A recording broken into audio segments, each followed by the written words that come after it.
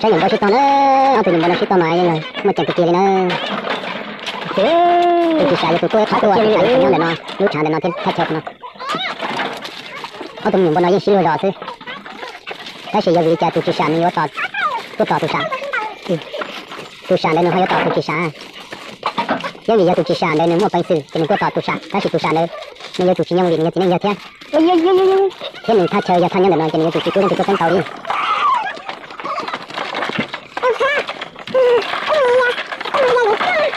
Không biết chưa, tụi nó. Mình phải tụi nó phải tụi chị xả mà.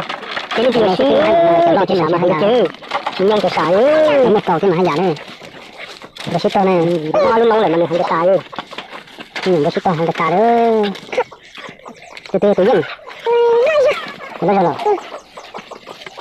Tụi nó giờ tụi nó thật chơi nói. Tụi nó giờ tụi nó nóng, tụi nó giờ tụi nó nóng lại.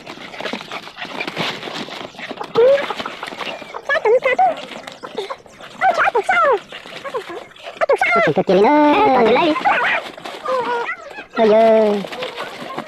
Lại con chơi lại thế, ôi chỉ nói đi xếp lại lại thế. Còn chỉ tôi đi thế này. Còn đi chơi có tỏi chỉ tôi cũng còn đi chơi chỉ tôi đi thế chỉ thế đi vào.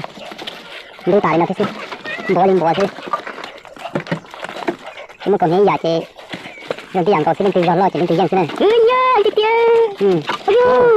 Ôi giời. Ôi giời, tụi nó lấy được ôi giời. Cái chỉ là cái này ơi. Tụi nó lấy cái pha tụi nó hàng cái kia, tụi nó lấy cái pha tụi nó chơi chơi. Giờ này tụi thành dân để chơi lần đấy ơi. Chơi nó nó chơi đi dân sao, tụi nó mà chứ chơi thế này.